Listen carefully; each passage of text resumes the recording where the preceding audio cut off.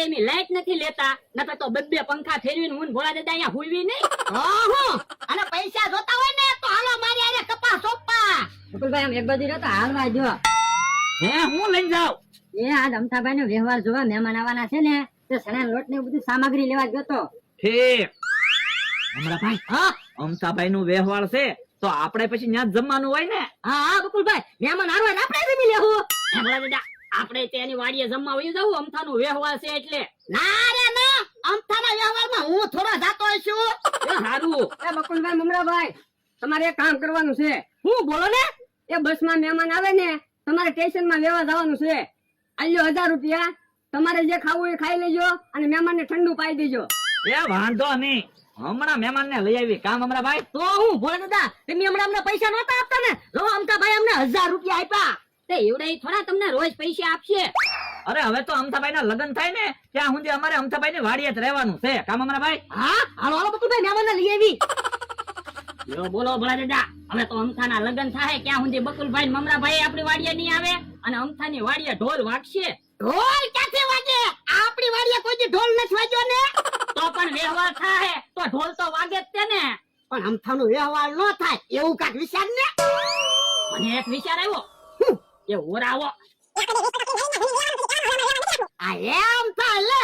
તો પેલા જમી લેવાનું પછી કહી દેવાનું અમને મુરીચ્યો નથી ગમતો. હા હા, તમે જોવો અમથાનો વ્યવહાર હવે કેમ થાય. એ હા કાકા, જમણું કાકા, તમે બે વડીલ છો, તમારે મહેમાન હારે બેહવાનું છે. પણ તું હું કામ બળતરા કરે? હું જબરૂક બે સંભાળી લેવું. એ હા કાકા, થોડાક અમથાભાઈ ના વખાણ કરજો એટલે વ્યવહાર પાકું થઈ જાય. આ તે વાંધો નહીં. સારું તો તમે બેહો, હું રસોઈની તૈયારી કરું. અને અમથા, મહેમાન આવે ને એટલે પેલા પાણી દેજે. એવો આમ જો અમથા, નાની ઉંમરના મહેમાન હોય ને તો મળવાનું, અને મોટી ઉંમરના મહેમાન હોય ને તો પગમાં પડી જવાનું. એ સારું. અને મહેમાન ક્યારે આવવાના છે? એ બકુલભાઈ ને મમરાભાઈ મહેમાન ને લેવા યાદ છે. ઠીક. ઈ આમ આવ્યા મહેમાન.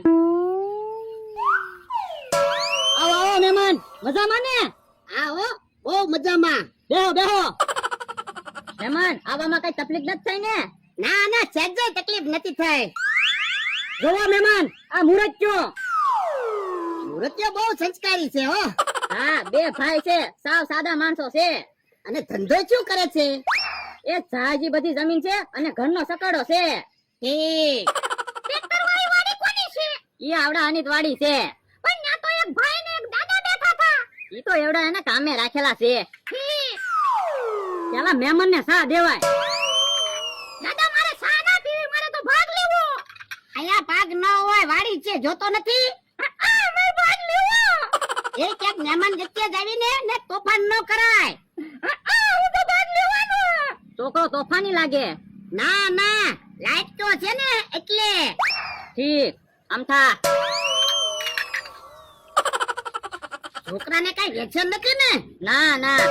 અમથાભાઈ, શેરો બની ગયો છે, રોટલા બની ગયા છે, ખાલી શાક બાકી છે. હવે શાકમાં થોડું તેલ વધારે નાખજે, લગભગ તો વ્યવહાર પાકું જ છે. એ હારું. અમથાભાઈ બસ તો આવી ગઈ, કોઈ મહેમાન આવ્યું નહીં. બકુલભાઈ મહેમાન ક્યારું ને આવીને બેઠા. મહેમાન અહીંયા આવી ગયા? હા, સા પાણી પી લીધા. હાલો હાલો તો મહેમાન ને હારે બેહવી. હાલો હાલો. ટીકાઉ, તું બધાયનું રાંધી નાખજે, આપણે બધાયને અહીંયા હારે ખાવાનું છે. એ હારું. હે મહેમાન, ઠંડુ પીવું છે તમારે? ના ના, જમવાના ટાઈમે શું ઠંડુ પીવું? જમવાનું બની ગયું હોય તો જમી લેવી. હા લ્યો બોલો, અહીંયા પગી ગયા મહેમાન તો. અમે તો બસ સ્ટેન્ડ વાટ જોતા હતા. કા તો હું કેમ છો મહેમાન? એ મજામાં છીએ. તમે અહીંયા ક્યારે પહોંચી ગયા? એ અમે ટેમ્પોમાં આવ્યા. હે ટેમ્પામાં આવ્યા? હા. બોલો લ્યો, અમે તો બસ સ્ટેન્ડે તમારી વાટ જોઈને થાકી ગયા, પછી અહીંયા આવ્યા. એ અમે તો સીધા આવી આવ્યા. એ વાંધો નહીં. કયું ગામ મહેમાન તમારું? એ નાની ટેકરી. એ નાની ટેકરી ક્યાં આવ્યું?